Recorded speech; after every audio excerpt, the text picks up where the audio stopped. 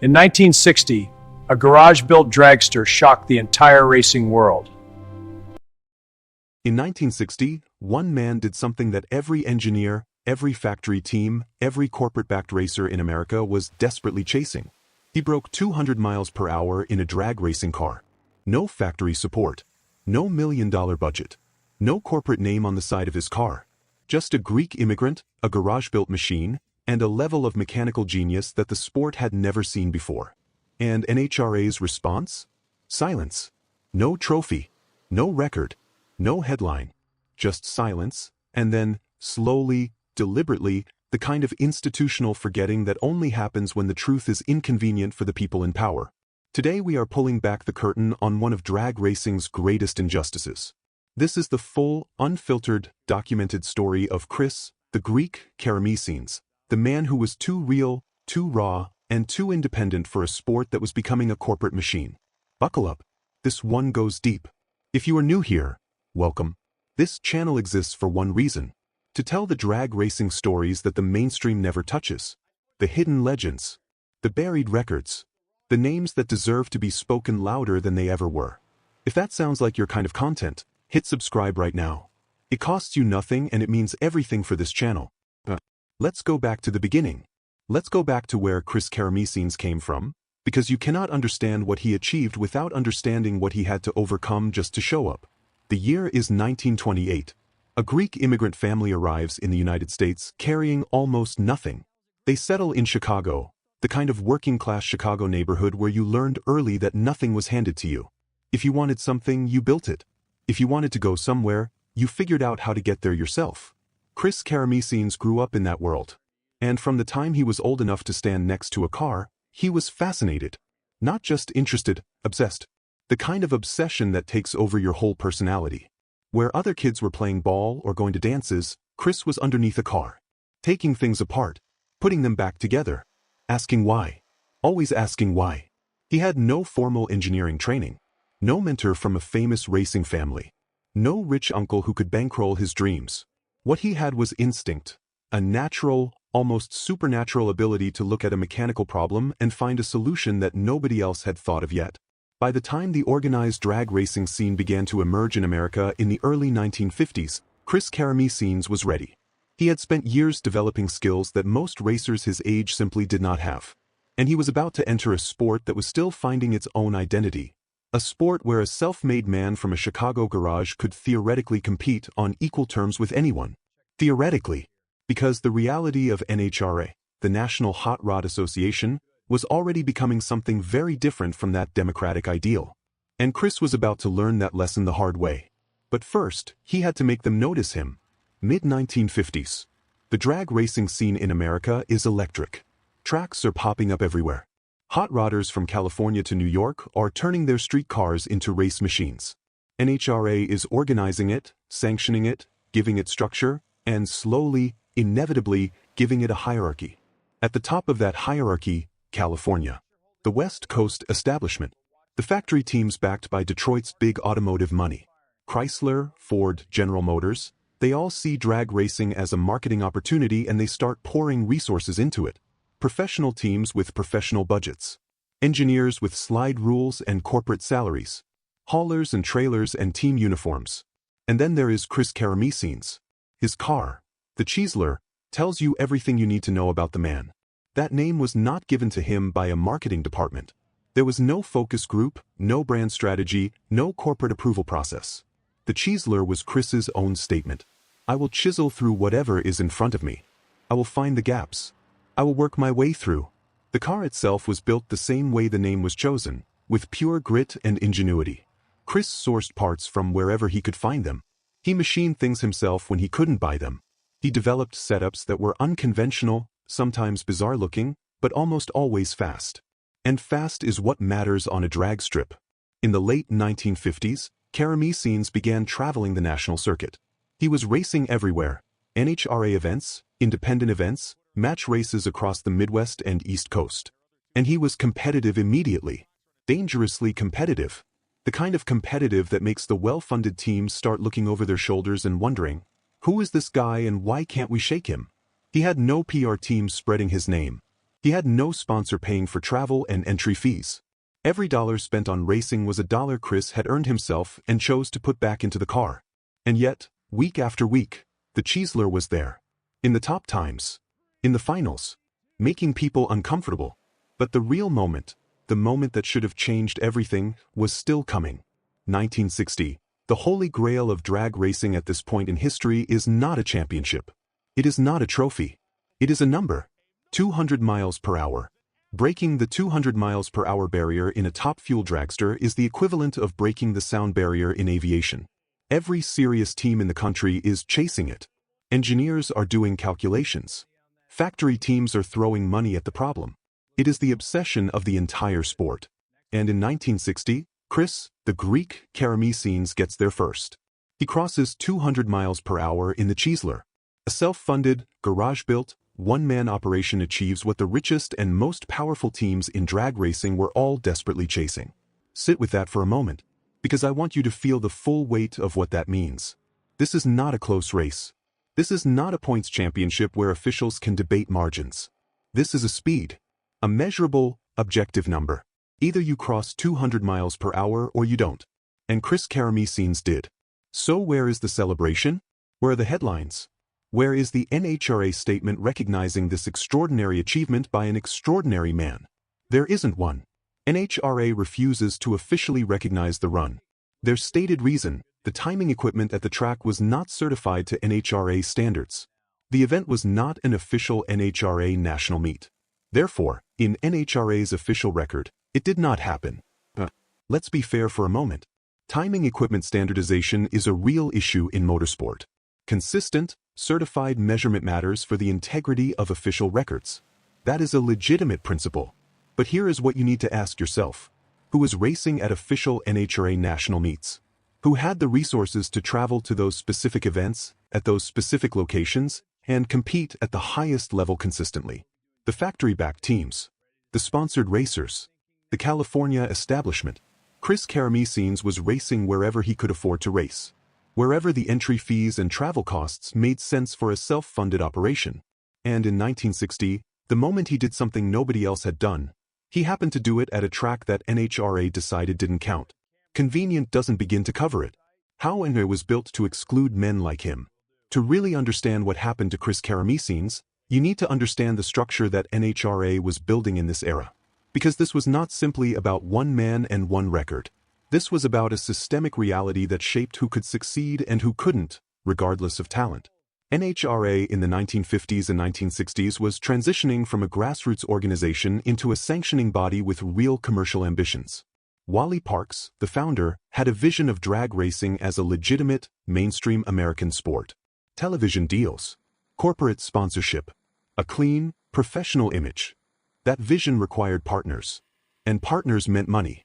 And money came from automotive manufacturers, oil companies, tire brands, all of whom wanted their products associated with winners, with personalities, with drivers who could represent a brand and sell a story to the public. Chris Karamesines could not do that. Not because he wasn't compelling, he absolutely was, but because he was not a packaged product. He was a raw, authentic, self-sufficient racer from a Chicago garage.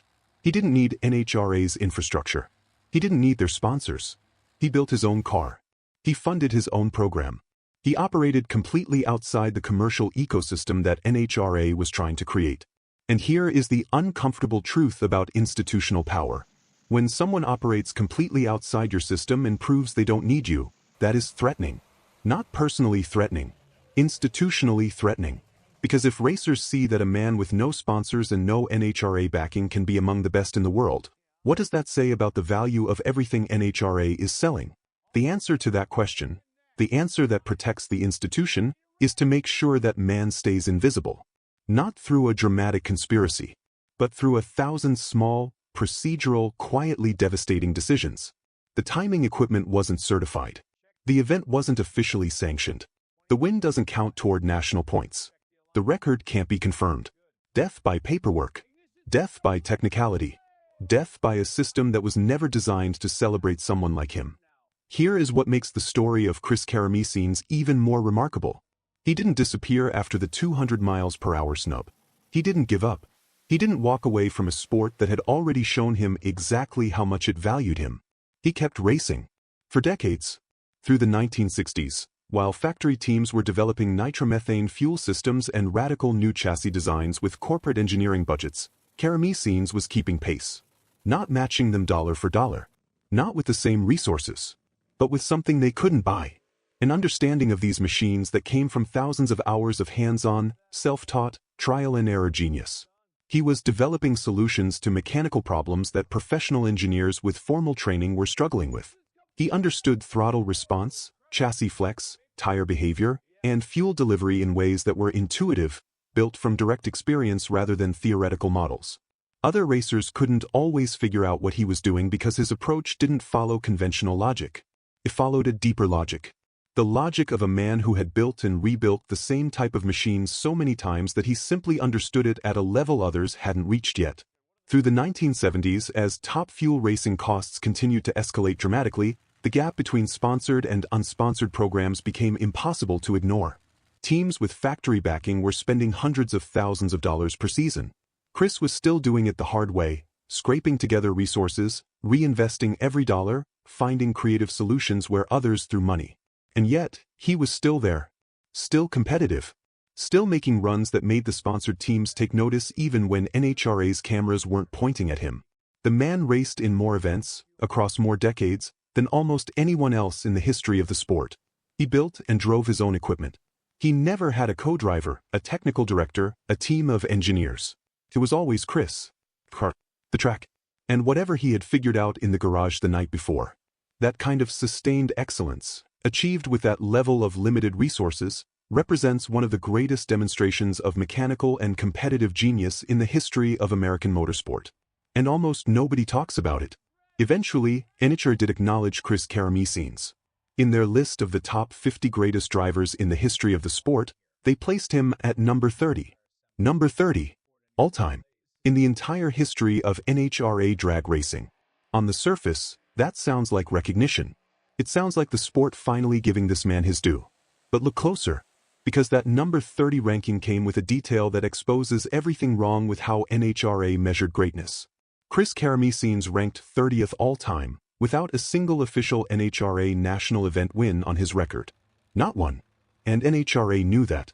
They put him at number 30 anyway, because even by their own flawed, sponsorship-biased, officially sanctioned events-only measurement system, they could not ignore the totality of what this man had accomplished.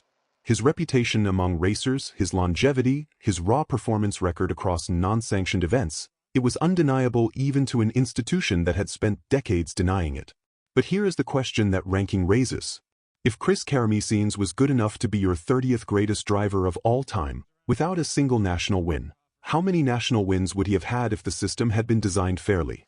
If sponsored and unsponsored racers competed on equal financial footing? If a run at a non-certified track in 1960 had been investigated and verified rather than simply dismissed? The number 30 ranking is not a tribute. It is an accidental confession. It is NHRA admitting, without meaning to, that one of their greatest injustices was committed against a man who deserved far more than he ever received. Most professional athletes retire in their 30s or 40s. The physical demands, the financial pressures, the competitive intensity, eventually it becomes too much. People move on. Find other chapters. Chris ChiZler never found another chapter. Racing was not something he did. It was something he was. He continued to compete well into his 80s. 80 years old, strapping into a top fuel dragster, firing up an engine that produces thousands of horsepower, and doing the thing that had defined his entire life since he was a teenager in Chicago. Think about what that means physically. Top fuel racing subjects the driver to some of the most extreme forces in any motorsport. The acceleration, the vibration, the noise, the mechanical violence of a nitromethane engine firing at full power. At 80 years old, Chris ChiZler was still doing that. Still showing up. Still going fast. No sponsor was paying him to do it.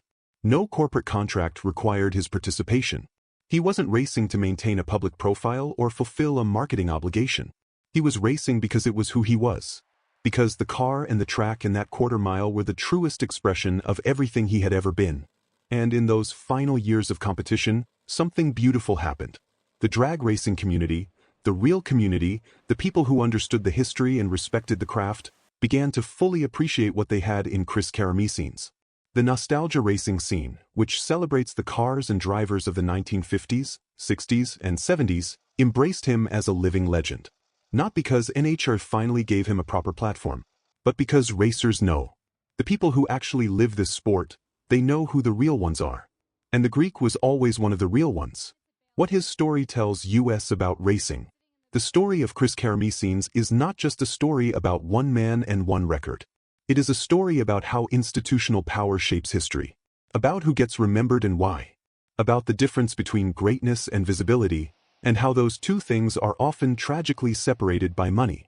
In drag racing, as in most professional sports, the history that gets written is the history that serves the people writing it. NHRA needed corporate partners. Corporate partners needed winners they could brand. Branded winners became famous. Famous racers got the coverage, the recognition, the legacy.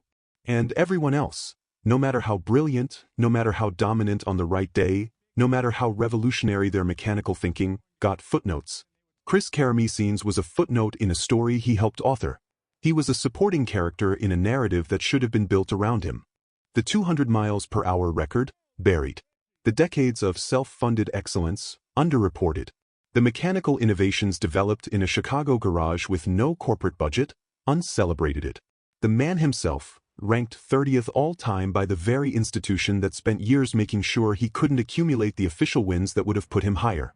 This is what happens when a sport values sponsorship over speed. When it values marketability over mastery.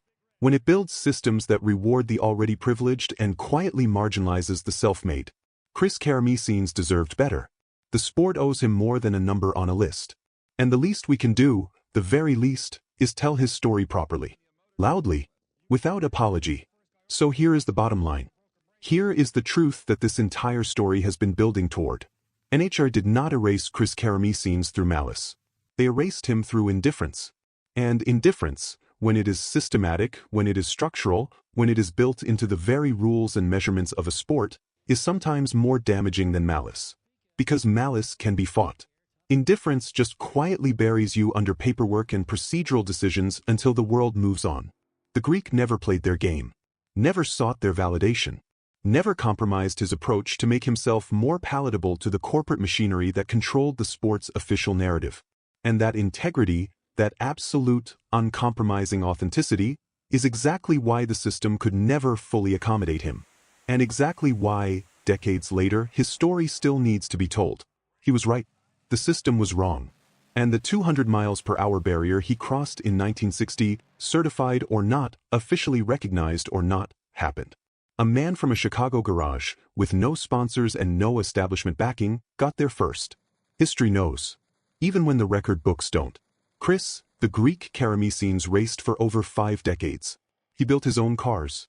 He funded his own program. He crossed 200 miles per hour before anyone was ready to give him credit for it. He ranked 30th in NHRA's all-time greatest list without a single national win. And he kept racing, past 70, past 80, because this sport was never a job to him. It was his life. And I think that is the most powerful thing about everything we have covered today. The system ignored him. The sponsorship game excluded him. The record books shortchanged him. And his response to all of it was to get back in the car and go faster. That is not just a racing story. That is a life philosophy. Now I want to hear from you. After everything you have heard today, do you believe NHRA should officially go back and recognize Chris Karamesines' 200 miles per hour run? Should there be a formal acknowledgement of what this man achieved without their support? Drop your answer in the comments. Tell me where you stand. I read every single comment and I want this conversation to happen. And if this kind of deep dive, untold history content is what you have been looking for, subscribe right now. Ring that notification bell. Because next week we are going even deeper into another name that drag racing history tried to quietly forget. The Greeks showed us that you don't need their permission to be great. Neither do we. See you next week.